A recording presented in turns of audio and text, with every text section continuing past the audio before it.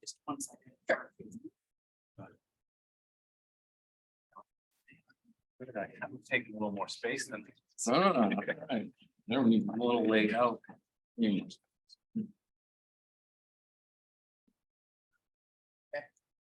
Thank you. Good morning, everyone. I'm going to call this meeting to order. Welcome to our quarterly meeting of the Municipal Review Committee. I'm Karen Fussell, the president. And before we get started today, I just wanted to take a moment to acknowledge and recognize the significant milestone that happened since our last meeting. Of course, that's the closing of the partnership with Innovative Resource Recovery. And it's hard to put into words the significance of that milestone. And I wanted to, recognize that and acknowledge the impeccable leadership and drive of our executive director, Mike Carroll, for getting us to that point and making that happen. We had a strong team behind him, but it really was his leadership and his tireless efforts and creativity that enabled us to reach that turning point, which we hope is going to launch us into the future and provide us the waste diversion and the recovery that we anticipate and have hoped for all these years. So we're looking forward to making that a reality. We still have a long way to go, but as a significant first step, waste hit the floor. I'm sure Mike will talk about that yesterday. So super exciting. It's just the first of many, many steps towards getting that plant up and running at full capacity. But we're super excited about the potential and the future that we have working together with Innovative Resource Recovery. And we'll hear more about that over this meeting and future meetings. So with that, we can move on and we'll move to our first item, which is approval of the agenda. Do we have any changes today to the agenda? I do believe we are not going to do both of the executive sessions. We'll just do the one that's related to the performance review. So I think that's the only adjustment that we have today. So, okay, moving on. We have consideration of the minutes of our April 26th quarterly meeting, our May 22nd, June 9th, and June 15th special board meetings. I move approval with thanks to Joelle for an impeccable job. I have a motion. Do I have a second? Second that. Thank you. Any comments? I think that was supposed to say April 26th on this minutes. Yes. First page. Yeah, the first quarterly meeting. I noticed that. You notice that? Okay, that's the only I've read edit over that I that. saw. We said that one adjustment. Any other changes or comments? All right, seeing none, all in favor? Thank you. All right, we have our executive director providing his report. It's on committee action.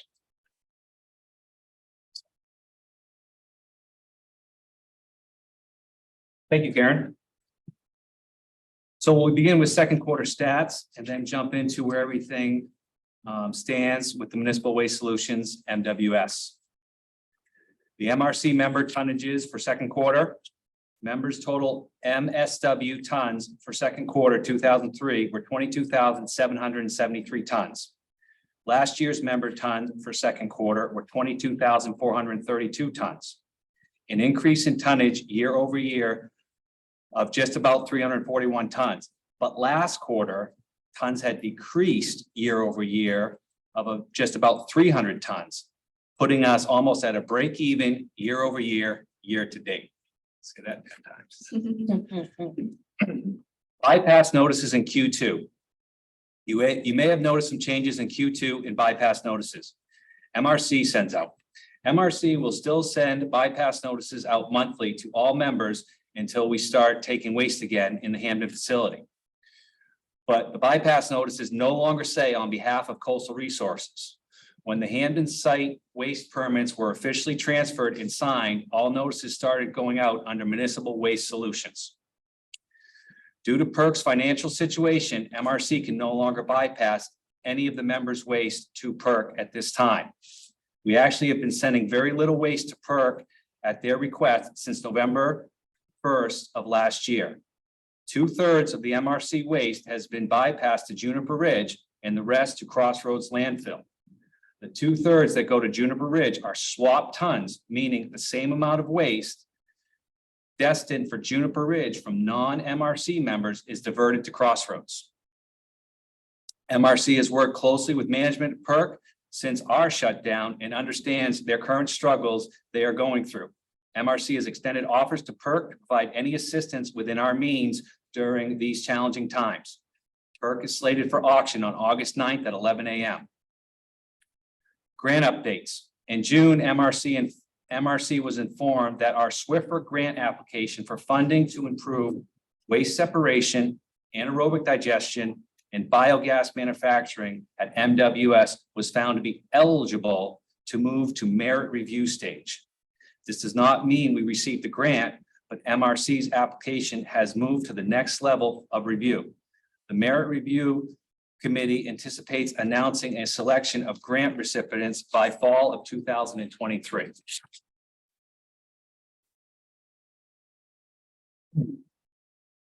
MRC hosted a very successful town hall on June 24th for its members. This meeting was for the MRC board, staff, legal, and technical consultants to explain the proposed transaction and amendments related to the existing site lease and master waste supply agreement associated with the sale of MWS. Innovative Resource Recovery team members were also in attendance to answer questions. The meeting provided an excellent platform for open, constructive dialogue, allowing us to address concerns, answer questions, and share important updates regarding the reopening of MWS. We appreciate the engagement and the enthusiasm displayed by the attendees who asked over 50 questions in person and virtually. If you missed this town hall and would like to see it, you can view it on the MRC YouTube channel. Member monthly waste invoicing moving forward. Member invoicing for waste disposal will have some changes. As of July 1, any invoice dated for July and moving forward will change and be distributed and processed under Municipal Waste Solutions, not the MRC. And payments for those invoices need to be made out to Municipal Waste Solutions. If you still have invoices dated prior to July 1st, which would be from the MRC, please pay those invoices separately to the MRC. All June invoices have been completed and sent out for a couple of weeks now to close the MRC side of things. I just started billing July waste under the new heading Municipal Waste Solutions to allow for some time in between the changes to create less confusion. I will also have a note on all of the July invoices for quite some time moving forward, providing these directions and noting these changes again. Municipal Waste Solutions has completed setting up local banking, and in the near future will move to emailing member invoices and offering electronic payment options. For now, the process will continue to be the same, just the name will change. MSW facility update. I'm sorry, MWS, that's so confusing. MWS facility update. On June 30th, 2023, MRC and Innovative Resource Recovery, Innovative, signed all the agreements and closed the deal to become co-owners of Municipal Waste Solutions, MWS in Hamden. All liens that were attached to MWS facility have been paid, which was just over $413,000. And the town of Hamden has also been made whole for property taxes and sewer. This collaboration marks a significant step forward in advancing sustainable waste management practices and promoting a circular economy in Maine. The Hamden plant has long been recognized as a critical hub for effective waste processing and recycling in the region, which is needed now more than ever with the capacity of landfills in jeopardy and the unknown of what will become of PERC. I have worked very closely with Innovative team over the last several months and feel very strongly that the board could not have chosen a better partner to work with. As Karen said, this partnership between MRC and Innovative represents a powerful synergy in the MRC mission to build more sustainable future. Before Innovative's ownership, during their due diligence, several meetings had taken place with the Hamden host community, DEP, and several engineering and consultant firms specializing in the MRF, anaerobic digestion, gas production. Seeing all these experts on site and the time and money being spent, I knew Innovative was serious. And I am pleased to report it has not slowed down yet since Innovative have closed on this deal and become owners. Innovative continues to advance the engineering and development efforts on all fronts for the plant to restart. There has been a flurry of workers on site cleaning, greasing, and maintaining equipment. Within weeks of ownership, Innovative and MRC have worked with DEP for approval to bring in 30 tons of waste into MWS from 5 different communities to run process testing through the MRF equipment and also conduct a study of what is in the waste stream. This test is taking place tomorrow, July 27th, and we have invited the DEP to attend. CP Manufacturing will be on site, which is the manufacturer of the front-end equipment known as the MRF. This is CP's second visit to the site for Innovative to conduct testing. As part of the new deal and partnership, MRC will continue to manage the logistics of the waste, take care of all invoicing and receivables, and be the liaison between MWS and the MRC membership, the host community, secondary disposal sites, and regulatory officials. MRC receives a management fee for these services, which over the term of the agreement will recoup most of the cost MRC spent carrying the facility through its dormant state, which is just slightly over $6 million. MRC also remains a 10% owner of MWS and will have one person appointed to the management role at MWS facility. MRC retained ownership of the MWS site, the land that MWS sits on, and will receive lease payments which started on July 1st. Board members, legal and technical consultant team, take a bow. We did it. You accomplished what many said could not be done. Some even said, walk away while you can, and others heckled you in the media. But this non-compensated volunteer MRC board held strong, continued to believe in the MRC mission, and led members to a positive outcome. So thank you all. Your hard work, support, in making the partnership with Innovative happen. I've had to interrupt many of you during evenings, nights, and weekends, and never once was I told, can you call back or can we talk later? Also, a big thank you to the town of Hamden and the staff, MSW's host community, the DEP, and to Casella and Jeff McGowan at Waste Management. Without your flexibility over the last few years, I don't know if any of this was possible. Once again, great accomplishment, everybody. Thank you all. That's all I have. And that's a lot.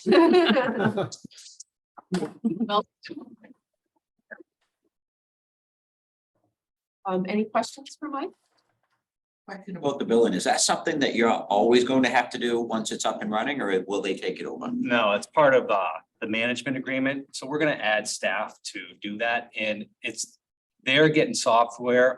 We've been working with a company called NetSuite, which is very much like, what's the popular one? You just said it. Accounting software, QuickBooks. And so what will happen is, as part of the deal, we also have an office down there. So we'll probably add in the near future admin, put them in the office down there, and they'll do all the data entry into that NetSuite. That will create the invoices. That's where the emailing will come from for emailing invoices and tracking the receivables. My only concern was you doing it all the time. You have enough to do. That's. No, so that's all as part of the plan. My question on PERC, is that running or is that down completely? So last I knew, they were trying to take about 100 tons a day. I talked to Hank the other day. He said he was totally going to shut it off. And it was either yesterday or today. They just can't fit it in They're there. not running any. Yeah, they're not running. So last time I was there, it was a walkthrough, so anybody could have gone. There was about 8,500 tons on the floor and another 300 or 500 tons of ash. So they're taking waste in and just storing it? Yeah. They have to do that because of their agreement with Orrington anyway, don't they have to? No, they, No, they don't. I Okay. mean, they just need to take Orrington's waste for free. So they can bypass like weekend, but sometimes, so I still had about 20 or 30 tons going in there. There's lots of reasons. Sometimes because of driver hours or transportation. Juniper Ridge with all this bypass volume has long wait times. So sometimes somebody can't get there before close, or because of the wait times, drivers are under, is it 10 or 14? I don't remember, 14. Drivers are under a restriction for how many hours they can drive. And sometimes, so there's some reasons why waste would have to go there. I'm just not sure what those particular reasons are. The workers that you mentioned, are those local workers or are they somebody that's out there? So the engineering firm is kind of, right now, James from Innovated is there. The engineering firm is kind of doing the management of the cleaning out of the equipment and everything else, and they are using a local temp agency. And the engineering firm, I think, is from Orono. It's Mid-South. There's several engineering firms, but when it comes to the MRF, Mid-South will be the key on that. There's a firm they've hired for the digestion. CP is the manufacturer of the equipment. There's been an agreement struck with them to come and help get the equipment going and keep reviewing an ongoing service agreement. It's like this waste that's coming in, they're actually sending samples to different places. Like I had to deliver a bunch of freezer packs yesterday. There's going to be a bunch of samples going over for different things that they might be looking to do for reuse or recycle products, just so that they can see what's in the waste and, you know, what type of things are soiled in it and that type of things. So just for the record, they do have the money to open this plant. I mean, there was a Bangor Daily News article last week or 2 weeks ago that talked about the Perk plant closing and about of the new company buying Coastal and saying that if they couldn't come up with the $20 million, then they would have to sell off the assets. They have the money, correct? So their backer has Right. the money. The Innovative was created just to purchase this, but that was one of the reasons. One thing we had learned, I think, in this process, and this is my opinion, is we had a lot of people that had a lot of great ideas that could do wonderful things with this plant, but they had to borrow the money. These folks had the money in the bank.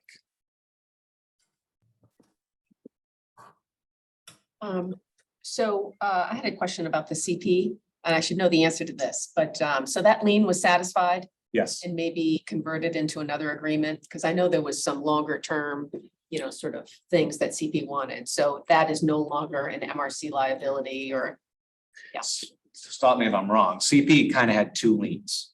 One was for actual work and services done that was paid, that we negotiated, and another lien was due to a performance test and some milestones of things to happen that In the future. in the future.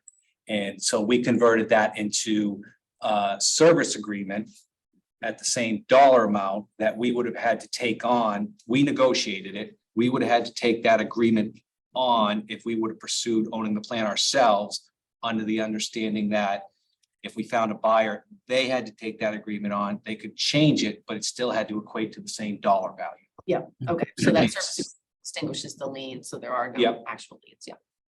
Yeah, that's correct. You know, back in August, when we had the call it agreement with CP Manufacturing, it contemplated, because we didn't quite know whether it'd be 100% MRC remain ownership, there might be a partner. Obviously, we went on the partner joint venture, so as part of the closing, that particular agreement was assigned and assumed by Municipal Waste Solutions.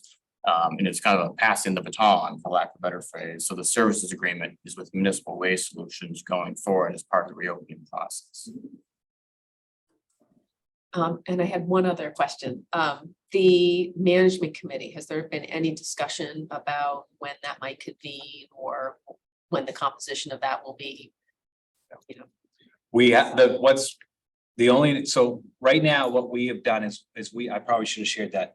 We have scheduled a weekly meeting. Every Tuesday, we meet at 10:30, and that's Kevin, James, and I, just to kind of go over what's happening at the facility, because I'm still checking on the facility when they're not here. You know, when management's not here, I guess is the way to say it. There's engineers going in and out and everything else, but I go back down just So to the make sure. formal committee will come at some point later. you Yes, guys are we saying. said that we got to kind of talk about what the roles are going to be and so. Yeah, I'm just wondering, given the amount of driving back and forth you're having to do. Yeah. Would they be open to your moving your office in there as well? We don't want, The office I've chosen, Yeah. I put 2 desks in. And one I plan on Okay. keeping for when I'm there, but I just assume keep my Orono office if. There's a lot of phone conversations, a lot of meetings that happen and it's kind of like you're able to keep your eye on the prize by just showing up. It's got thin walls, that place down there by the point. I hear what you're saying. I think too, we talked about this when we were still with PERC and we were kind of looking for a place to have an office. This is a wonderful public-private partnership, but I think we need to keep a separation where it's very clear that our mission and our values are not necessarily the private partner's mission and values, and that the goal is to try to align and meet our members' needs. And I just think if we were living at the plant, while it would save some money, this is weird coming from me, I know. But No, while it makes would sense. save some money, I think the $6,000 a year that we pay for an office off-site is well worth the optics. And that's all in. We don't have additional internet cost or phone cost or anything like that. That's $6,000. Did you have a question? So I didn't really have a question. I wanted to piggyback off something that that Mike said, and we have commended Mike, and I don't think we could say enough.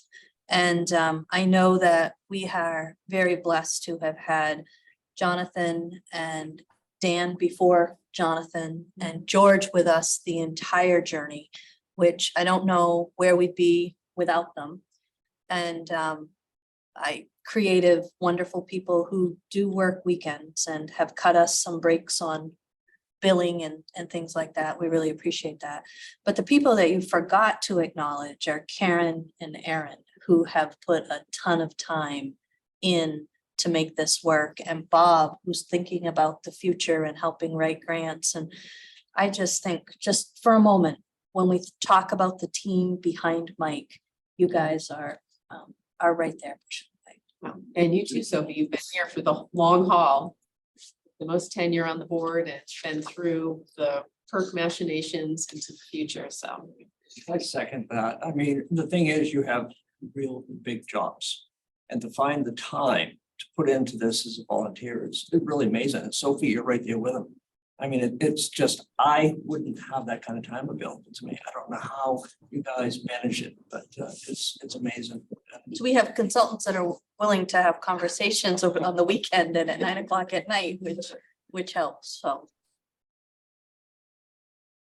Anything else? Tony, hi there. Thank you. Mike, what are the 5 towns that are taking the 30 tons to the plant? So Yes. remember, I worked and with Casella on this because it was the easiest way to go because Yep. Casella was willing to pull trucks off the road when they hit 5 ton. So we took in Brewer, Bangor, Levant, Carmel, and Hamden. You have the best looking waist. I gotta commend you. You have a nice waist. Buddy's amazed with your waist right now. Like one of them came in, and this is curbside. One of them came in with tires, mattresses, and office chairs. You don't want to see what we processed on spring cleanup. And I was loading the trucks myself. So And that's why, because of those- you need to be part of our education program. Your waist is phenomenal. So Tony, those are the 5 towns because they're in a reasonable distance. They're Tuesdays and Wednesdays, and we could pull them off the road at 5 times. Now, this is great information I'll pass on to one of our viewers. Okay. Thank you. All right, And did I tell you, Kevin, it's great waste? Yeah. I think we need to buy. I have great waste. Thank you for the compliment. And the acknowledgement. All right. I think we're ready to move on. We're going to the asset management report, which includes discussion of the custody account, tip fee and operation and stabilization budget funds, cash collateral account, reserve funds, and our generally great annual quarterly letter from George Aronson. George, take it away. Thank you. Can you hear me? A little better than before. But not much. Okay, well, for some reason, the internet has its own mind about these things. I'll do the best I can. I'll try to speak slowly so that what I say can be heard the best it could be. As we've heard, second quarter of 2023 included a whole set of changes in ownership, the nature of assets, accounts, and to reflect that, the financials, while we've generally kept the same line item names, I've moved them around a bit and reorganized a bit to reflect what's happened in second quarter. So I just want to briefly talk through that and refer to it so that it's on the record and understood. And the asset management letter and the associated financials are always posted on the MRC website after acceptance. So those who want to go back and look again at the changes will have that opportunity going forward. As Karen mentioned, there were a number of agreements that were signed on June 30th. There's a full closing binder, but the 6 agreements that I felt worthy of calling out because they affect the accounting are listed at a high level with high level descriptions in the asset management letter. So for those who want to see that and go step by step, it's there. Very briefly, there was a membership interest purchase agreement whereby the MRC sold 90% of its holdings position in MWS LLC Innovator, and the MRC keeps 10%. So that's one, it's a purchase agreement. There's a limited liability company agreement among the members of MWS LLC, which was amended and restated, and that just addresses some of the issues regarding operation and management of the LLC going forward, the management committee, etc.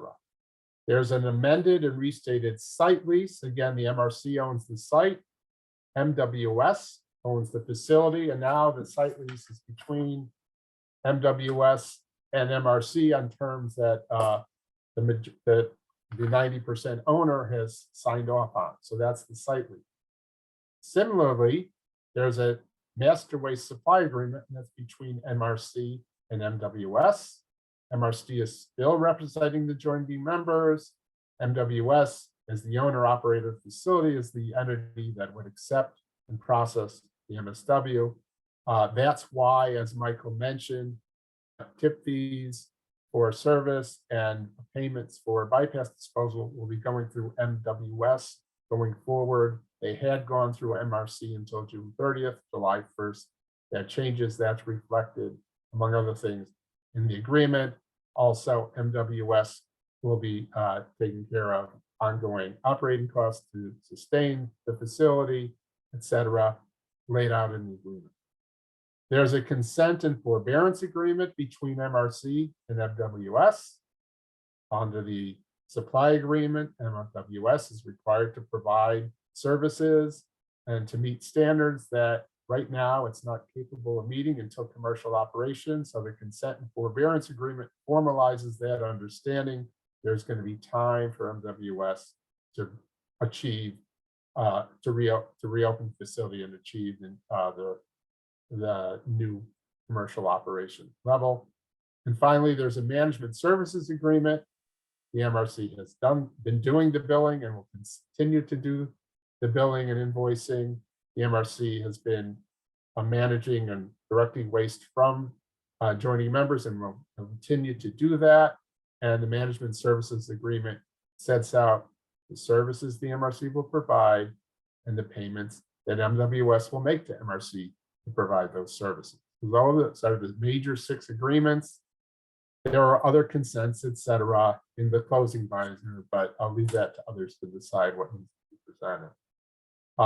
What that means, what I've done to reorganize this, and there's still going to be some, or maybe some reorganization going forward, but is there are cash accounts, so that at a glance, I've now lumped together all of the cash accounts of the MRC. And that includes right now the contingency account, the D&D distribution and development account, the TIP fee stabilization account, and the cash collateral account. And if you look at the numbers, my numbers, by the way, are as of July 1st. So everything in there ties out to a bank statement at the end of the quarter. There were a number of changes between July 1st and now, and they will continue to be ongoing changes. But the financials in the asset management letter are always as of the end of a quarter, just so they're clear what the cutoff point is, and so they can be tied out to the bank statement. So when the auditor takes a look, the auditor can verify the status and the numbers that have been presented. Okay, so there's cash and equivalents. There's the value of the site, which the MRC still owns and is still on the MRC books at cost, which is what we've done in the past. There's the 10% ownership position in MWS LLC. And this is actually a fairly interesting question from an accounting standpoint, because the MRC is now a 10% owner of an enterprise about to be, or in the process of being, recapitalized. And understanding what the market value of that is in advance of the recapitalization is a fairly difficult task. It involves a lot of assumptions that make accountants uncomfortable. So for the time being, the MRC is keeping the investment in MWS on its books on the basis of cost expended in advance to pay for MWS, both the acquisition cost and the cost in maintaining the facilities. We'll revisit that next quarter. We'll see where we are with the process. For now, I thought it was best to stick with book cost as the basis on the sheet, and it's a valuable information. If one asks what the market value is, and should that be reflected on the statement, that's a different question. That's very hard to determine. Let's stick with the cost basis for now. And finally, there are some accounts payables, receivable as of June 30th. So there were invoices sent out that haven't yet been paid. There were bills received from disposal and some disposal costs accrued that had not yet been paid as of June 30th. So those will all get reconciled during July and August. They're shown as payables and receivables on the financial. And I guess there's one other item, which is in the past quarterly meetings, the board has deferred certain payments to certain joining members, Bangor, Brewer, Camden, and Orono. And so that's still left on the books until the board makes the decision what to do. The rest, I don't know how much detail to do in terms of going through the numbers. If you look at the cash balance as of January 1st, it was a little bit over 1.6. It was close to $2 million, but money has been paid from that since then for disposal for a number of purposes. Some tip fees have come in. We'll keep track of that and we'll look at it again. I think this is the snapshot as of June 30th. It is important to understand that the liens that have been shown as a liability are not on the balance sheet because they've all been paid off at this point as part of the June 30th transaction. And similarly, certain payments to the town of Hamden were paid off on June 30th. So those are not included in payables going forward. We have included payables for disposal, but to the extent liability has been transferred to MWS for what comes in after July 1st, that's no longer included. So that's where we are. When it comes down to it, the MRC has a net position of about 4.6 million as of June 30th. We're in good shape in terms of cash position going forward, especially since a number of liabilities are now being handled by MWS, not by MRC, since the MRC will be paid for its services by MWS under the management agreement, and various accounting is taken care of under the other agreement. So that's the quick overview of the changes that occurred. There are only two recommendations that I have. One is consistent with prior board decisions that the MRC, until the dust settles, as using words that Michael used, until the MRC has a better sense of the big picture, that the MRC continue to defer payments of the 92,137.58 to reimburse fees not collected in prior quarters. And the second is there was a recommendation to authorize a transfer to be discussed at the meeting from the contingency account to the operating account. Our understanding at this point is we have cash in the contingency account and the operating, or we have cash in the operating account to fund what's going forward. I believe, Michael, at this point you had not asked for a transfer, but I just want to point that out as a matter for discussion, to clarify if there are any questions on it. So that's the overview of the letter. A lot of changes, hopefully a lot of clarifications now that the project is moving forward, hopefully towards commercial operation. And happy to take questions. Thank you, George. And I just want to reiterate what a great letter you put together. This one in particular, I think, does a really great job of laying out the structure and what's happened in terms of the transition to the partnership with Innovative. I recommend it to anybody who wants to learn a little bit more about MRC's finances and the new partnership arrangement, if you don't want to dive into all the detail. So thank you. Can we talk about the two recommendations? Maybe Yes. take the first one first. Mhm. I am not, I understand why we want to defer the $92,000 for another quarter. Third quarter is traditionally when we kind of reconcile things. I do think people are trying to close their books, so I think it would be good if we could get letters to the communities that we're deferring payment to, letting them know how much we've deferred so that they can book receivables and approximate date when the payment would be made. So acknowledging that we owe them money, how much it is, and when we believe they would get the money will allow them to book receivables at year end and close the books. Because that's a considerable amount of money, I know, for a couple of communities. Thank you. That's a great idea. And then for number two, I read the letter and could follow a lot of what George was saying, but it was really garbled. So I didn't know if you Yeah, might. What number two is, we're in a unique situation. We've never done this. Normally, we're asking because we always write the budget knowing we are going to have to, we only get so much in dues and lease that we're going to have to take from the wealth management accounts. So I don't know what I know it's going to be over 100,000. We don't need to do that, but I need to do an internal checking account transfer.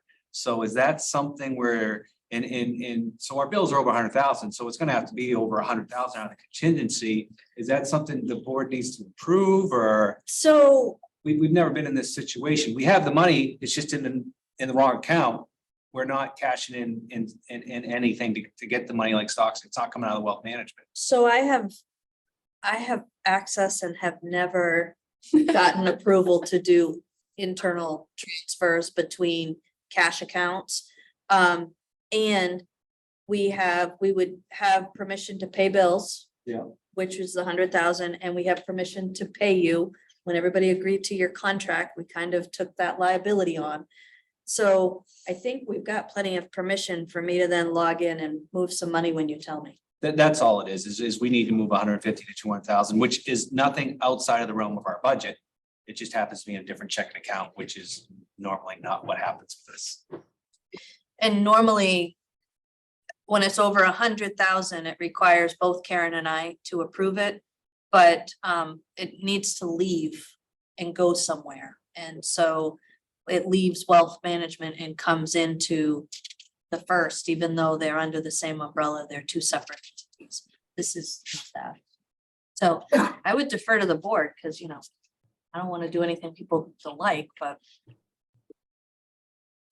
That makes sense to people? All right, everybody okay with the internal transfer of the funds needed?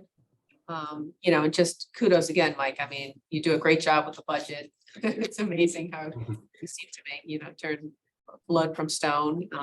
It's all working out, So just like you had planned. I'm just happy we're not. This another winner. Winners are miserable. we don't have to fight with Bangor Natural Gas Well, anymore. Yeah. All right, any questions for George or related to Mike or anything? I would move the recommendations as discussed. What second that? All right, we have a motion and second to defer payment and to not need to transfer money from wealth into our operating accounts. All right, all in favor? Thank you, George. All right, I think next up is Sophie. Okay, treasurer's report. Sophie. So George just went through at length what our cash position is, so I'm not gonna repeat that. The finance committee did meet for about 26 minutes this morning. And during that very exciting meeting, we are gonna recommend a few things to the board. The first is we currently are running our invested accounts, two separate invested accounts, one that is still titled coastal, even though we all agree it's not. And the tip fee stabilization fund.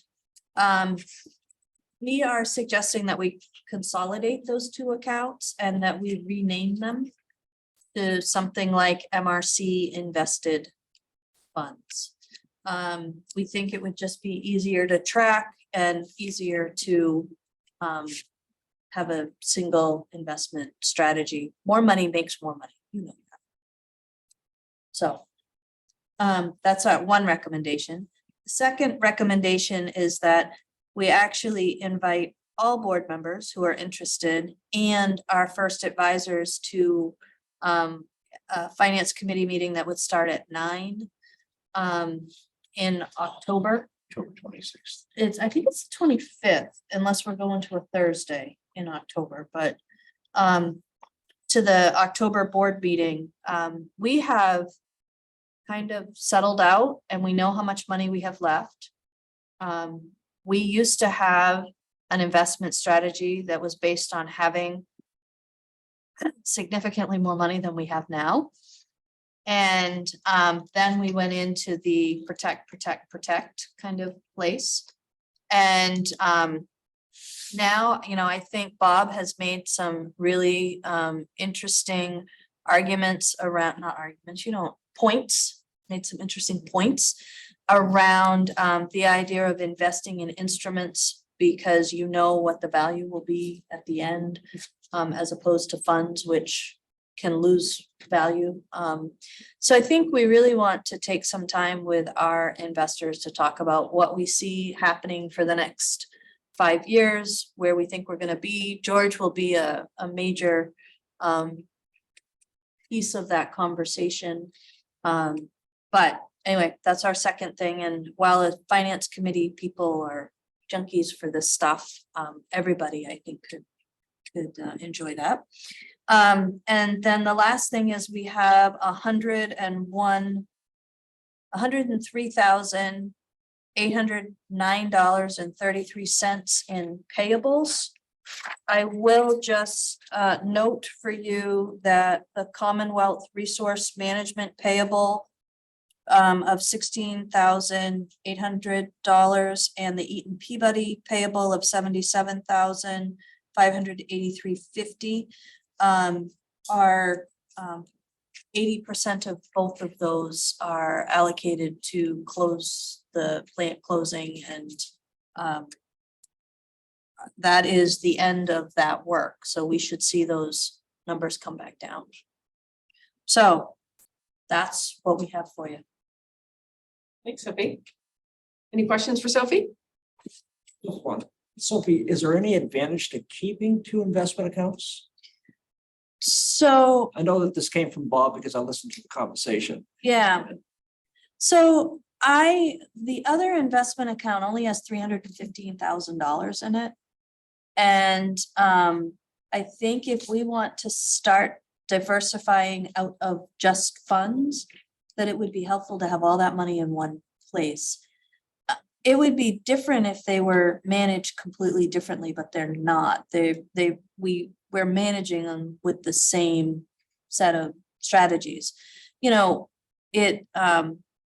I think Mike and I could have a conversation with John Dolph, our portfolio manager, and see what if there's a red flag there. But in many ways, what I know is I can't simply rename the coastal account, and we need that to stop showing up on our stuff. And but I guess that's my only. I know that when we looked at, of course, I'm talking about the town of Orono right now, but when we looked at investing WPCF money and town money, we ended up getting the best deal by commingling the cash that was invested and sub-accounting on paper. Because the more you have in an investment account, the better deals you get. Instead of smaller. Yep. And Bob, you made this recommendation based upon the simplicity of it. Two reasons. Coastal is no longer in the picture. We have no need for that account. Just, we don't need it anymore. And Sophie's made the point about investing, so. And in the past, if we look at history, we had the tip fee stabilization account, which was set up to just do that, to stabilize the members' tip fee. And then we had the budget operating stabilization account, right, George? Yes, right. There was an operating budget stabilization account that has been renamed. And by the way, that is a precedent for renaming accounts that the MRC has. Similarly, there was a custody account and that was renamed as well. Yeah, I mean, the purposes have changed. I would add one to the list which you had, which was in the master waste supply agreement until June 30th, there were still references to certain security arrangements that required money to be held separately. The master waste supply agreement has now been amended and restated, and it has deleted all those references. So there's no reason in that account to keep separate accounts for cash collateral. So that's. And I'm also assuming, George, that for every account we have, you are keeping the breakdown of member allocation of the ownership of that account. So if we have, do you just do it as one big one? I thought we did it individually. We do it individually. I got it all to the penny back to 2001. So that would simplify a little bit there. Yes, yes. And yeah, I mean, I completely agree. The one point I would make is if the board makes a resolution confirming this, or at least in the minutes, there are certain references to certain account names in the joinder agreements. And I think it would be perfectly within the board's ability to say that, let it be known that in the future references to the tip fee stabilization account shall now refer to the investment account or whatever you call it. And so that would leave a trail for the auditor and other to map from the joinder agreement to the new account. So in the break between the finance committee meeting and this meeting, I did lay that question right out there for our able attorney, and he agrees with George. We talk. Ella, to provide a little background, the reason that says coastal is we were required to keep 3 million in reserves for a few reasons. If we had to tip, say the volume, the tonnage, if we had to top that off because we went under our tonnage, or at the end of the lease, I believe there was an opportunity to be able to purchase the facility. So that was a $3 million account that we had to keep in the background, which that's why the name that's on it is on it. And then when we lent them the $1.5 million, we actually took it out of that account, told them that if they needed that money, that was where it was going to come from. And then with the bondholders, we had to do, oh, that's where we got the money to purchase the facility. That's why there's only $300,000 left over. So that's the whole theory behind that one account. Right. Bob, Do we need a board resolution to change the name on that account and the stabilization account after we've merged So I for need the a, bank? I need a vote because that's what we'll have to say. They've not always asked for the actual minutes, but they might on this one. And I think Jonathan had a, Smith's language. Yeah, I was jotting some notes, so I guess a suggested motion, hopefully they'll satisfy the financial institution, would be to move to authorize, I'll say the MRC officers acting singly, to take, such necessary and appropriate actions to consolidate and rename accounts as presented, all in accordance with any applicable requirements of the financial institutions. I'd make that motion. Second. all right, we have a motion and a second. All in favor? Right. And then we will also need a motion to accept and pay the accounts payable. Yep.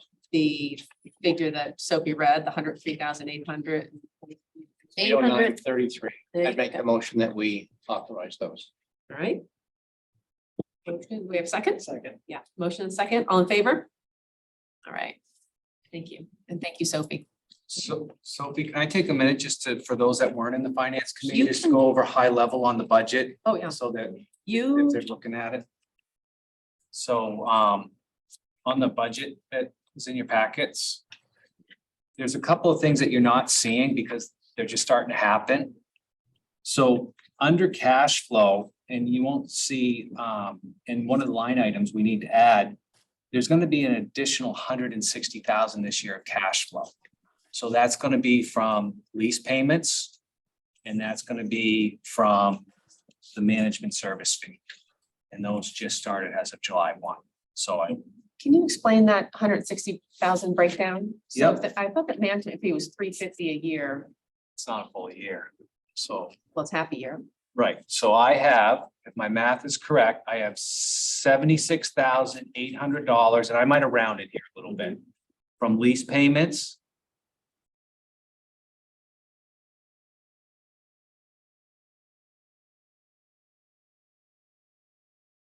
Oh, you know what, Karen, you're right. I have the wrong number for the management fee. I didn't include the management fee. I have I included 82,000 more due from dues. That's where the 160. So you're absolutely right. There is an addition, there will be an additional 150 on top of that. So, It's even better. yeah, it's Yeah, even I better. like it. So I have That's a 106. change for this board that we're getting more money. yes. So I'm sorry, so my $160,000 figure is 76,800 from lease payments and 82,000 more coming from dues. So there should be another 150,000 added to that. So that would be 310. So we shouldn't, so 310,000. You're seeing some of that because you're still seeing the dues revenue in there.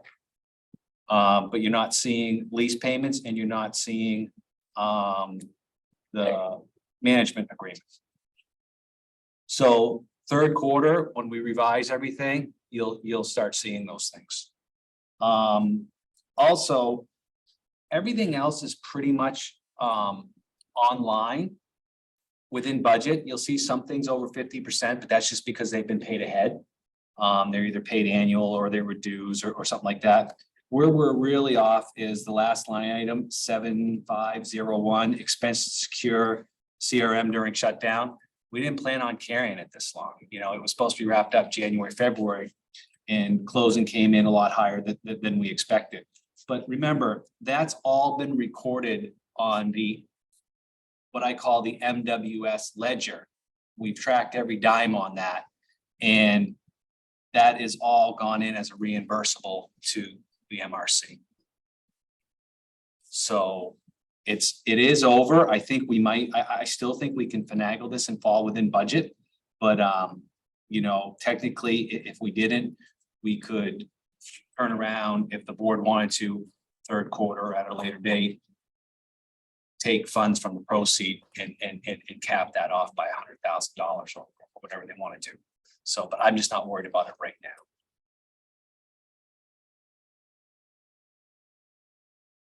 That's it. Mike, is MWS gonna run on a calendar year? I believe so. Yeah. I believe so. That came up the other day, so. Yes, that was asked in the NetSuite.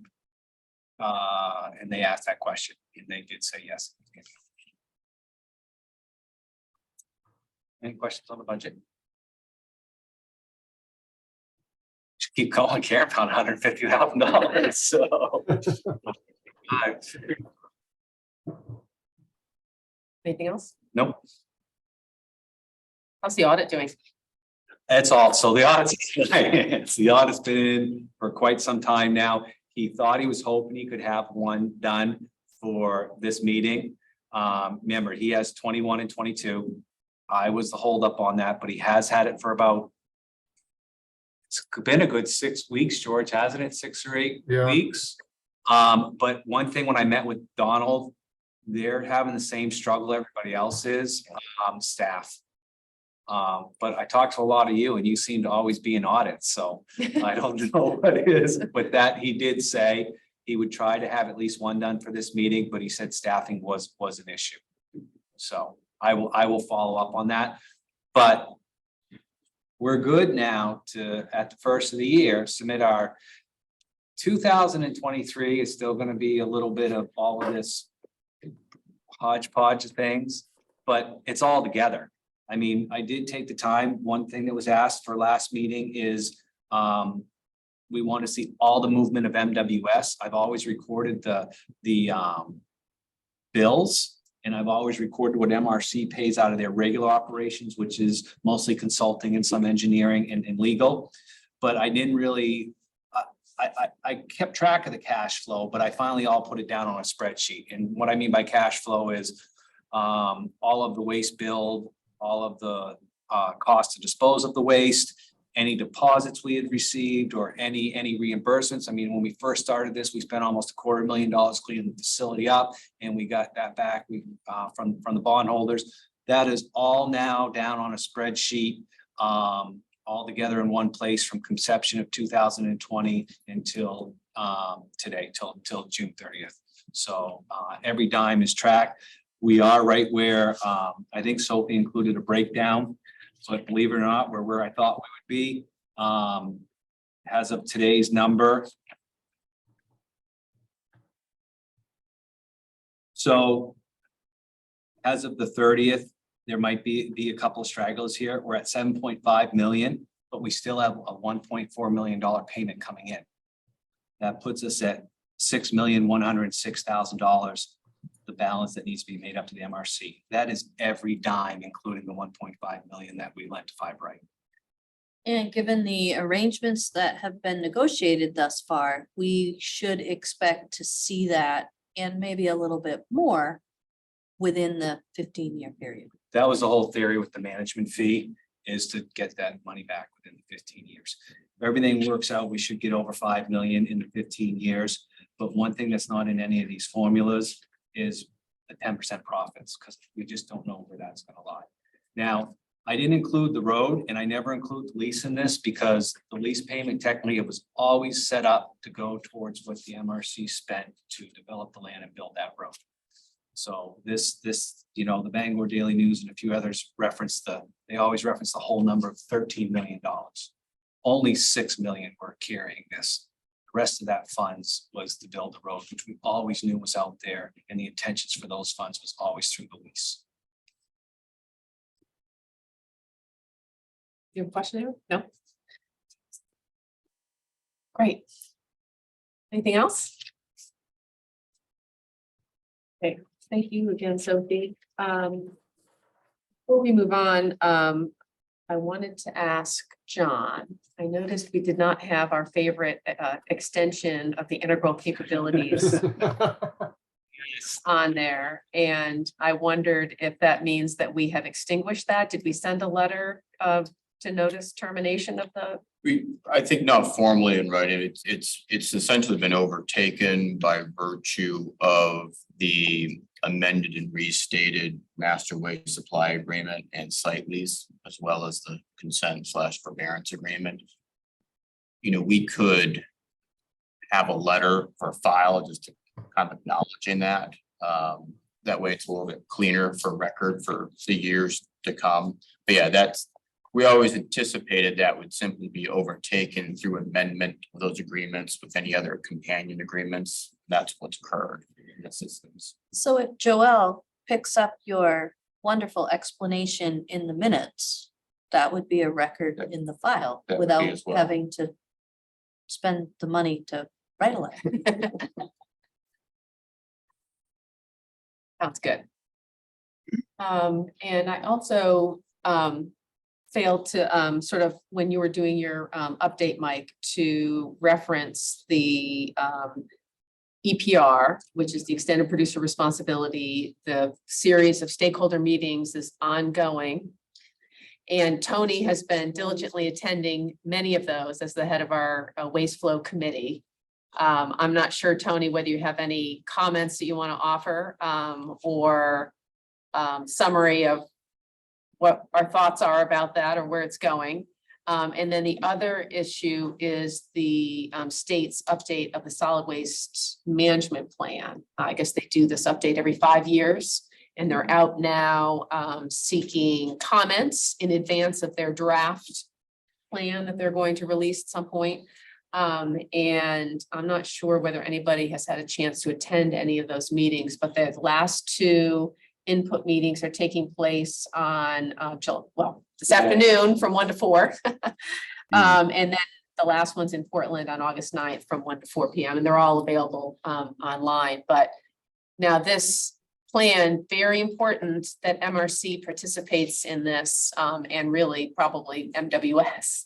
But from MRC's perspective, I'm really hoping that the other point is that they're accepting written comments, even if we can't participate in the in-person meetings, written comments up until September 1st. So MRC needs to be in a position to do that. And I'm sort of hoping the Waste Flow Committee, Tony, will take the 2019 plan and sit down and review it and sort of discuss where we think MRC and MWS fits into that plan and what we want to say about that to DEP. Because this is a really important foundational document for DEP. They need to understand where we're coming from, what this facility means, what we see for its future, and how we feel like DEP needs to scope their goals and objectives that align with where we think we're going and what we think the future of waste management is for our region and perhaps beyond. So. Tony? I believe I've made most of those EPR meetings, and for those that have sat in on 1 or 2 of them, it just keeps getting more confusing. This last one was on, there's like 100 million UPC codes out there that break down, and they change every day. They still have a lot of work to do on putting the guts into the law that was passed last year. It was interesting to watch the attendance kind of dropped from one meeting to the next, but they've had some good discussions. One fellow in particular that represents the business side of things. Andy Hackman, I think his name is. He's been very good, a lot of help to the people and to the DEP. The solid waste and recycling plan, yes, Karen, I planned on. I printed it. I have it. I haven't read through it. I started through it, but I'll send that out to the waste flow. I'll send it out to everybody. But the waste flow committee will have to participate in that. You're right. So Tony, I would really encourage you to maybe schedule a meeting for sometime in August. So not that far from now, where you Well, guys can. Well, you said they want written comment by September 1st. So yes, there will be a meeting scheduled in August. So, a little roundtable discussion that could be open to the whole board for people who are interested in participating in that. It's kind of like a visioning session. If we'd had more, if it wasn't in the middle of the summer, maybe we could have managed to do it as the whole board, but kind of snuck up on us. So amidst everything else that was going on. Yep. But I know I printed out the 2019 one. Of course, MRC had a letter, Coastal Resources had a letter, PERC had like 3 letters or 4 letters. Yep. Everybody was participating in that, all the folks. So we want to make sure we're able to do that. I know we'll have an opportunity to also comment on the draft once it comes out, but I think, getting involved in this formative stage is important. Doesn't necessarily need to be long, but I think we need to, understand where they're coming from in 2019 and where we think they should be pointed, the direction they should be pointed in for 2024 and beyond. So Can I just add to The that? lion's share of that 2019 plan was public comment included in the appendices. 72 pages, but it's really only about 15 pages of Right. substance. Yeah. Tony, if you could make that meeting in person, as you guys have all figured out, I really struggle with Zoom meetings. In person is the way to go for me. And if we could just find some place to accumulate, maybe in Carmel or something, where it's not so far to travel, would be awesome. It'd be a pain in the back. Yeah. Oh, yes. You're not talking the August 9th meeting. You're talking our meeting. Yep. I can do that. Or I'll ask, put it that way. Thank you. Okay. As Sophie mentioned, our next quarterly meetings, October 26th, 10 a.m. So do we mean to meet on Thursday? Oh, is it really Thursday? Is 26th a Thursday? We don't Yeah. mean to meet on Thursday. 26 is a Thursday. Okay, so let's rephrase that. We plan to meet on Wednesday, October 25th I booked the room if you want it. for the 25th. Yeah, here. Not for again. the 26th, but for the Right. 25th. So correction to the agenda there. Wednesday, October 25th, here at Ordino Town Hall. Board meeting as usual starts at 10 a.m. and this time a finance committee meeting will begin at 9 a.m. Mhm. Again, all open to the public and available by Zoom if you can't make it here in person. Okay. All right, and Oh, now we're on to Karen? public comment. Oh, Tony, yes. Yeah, I'd encourage at least the waste flow committee members to Zoom in or go down in person to the solid waste and recycling plan meeting to be held August 9th, Yeah, in addition to the one that we will have ourselves. thank you. All right, no public comments. Anybody out there in the universe wanna ask a question, make a comment? All right, well, you guys are all, oh, Tony does. I said this once before, but this is the first meeting I've seen smiles on everybody's face in a long, long time. Okay. And it's healthy. Thank you Indeed. for Yep. for everybody's work. All right.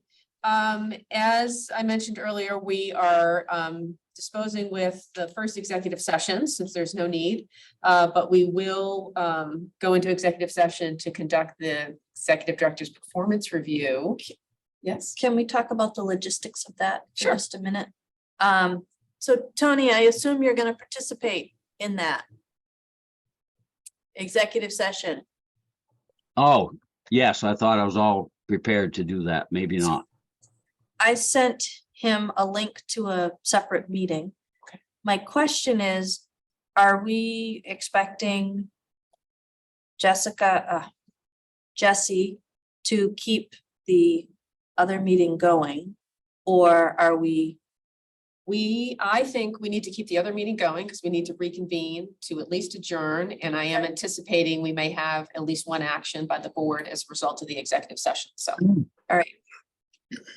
Okay, so if you sent me a link to the executive session, Yeah, you're gonna have to give me a few minutes to Yep. close down our participation in Jesse's meeting and open that meeting. thank you. All right.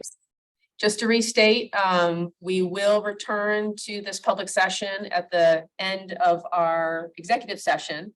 And we may be taking action as a board, and we will also be moving to adjourn. And we expect this will last at least a half an hour. And then there's lunch for all those. For all those here. For all you missing out, there's gonna be lunch here. Yeah. Okay. All right, thank you.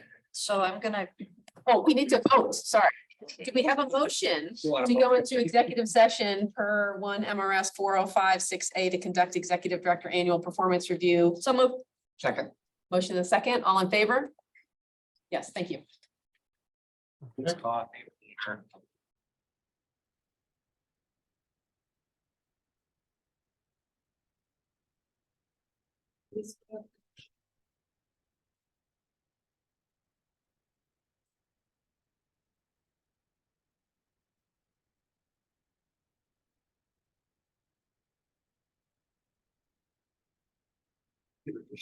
So, Oh, really? I don't know what happened. So, oh, there we go. okay, It looks like it's still recording. I'm not gonna try to go on Facebook.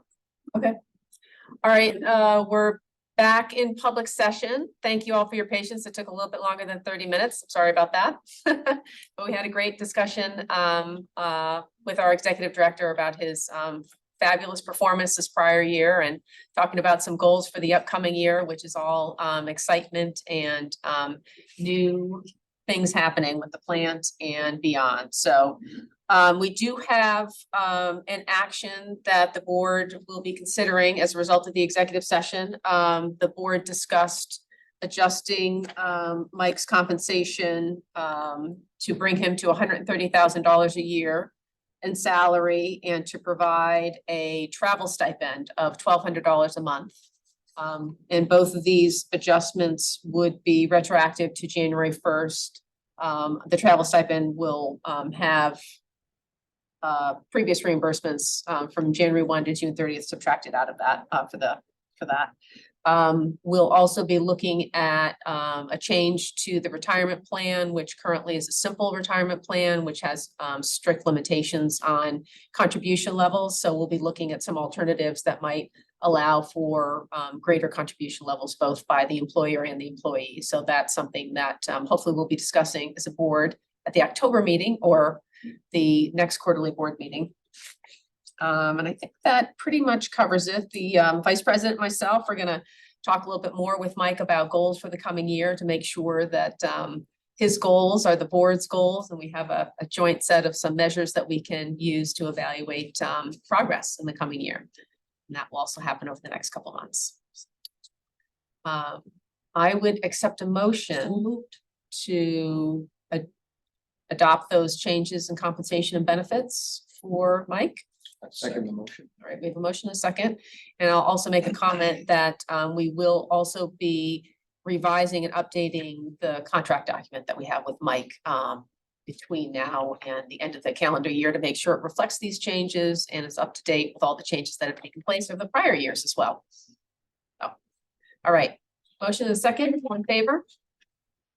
Very good. Thank you very much. With that, we have no more business. Meeting for October date is changing. The date for the October meeting is likely to change. We will keep you informed. We're not sure whether it's going to happen in advance of the previously scheduled date of October 25th or after in November, but we will be sure to let that information out as soon as we have that date. Thanks for the reminder about that, Kevin. Okay, I would entertain a motion to adjourn. So moved. Second. All right, all in favor, great. Thank you very much, everybody, for your time and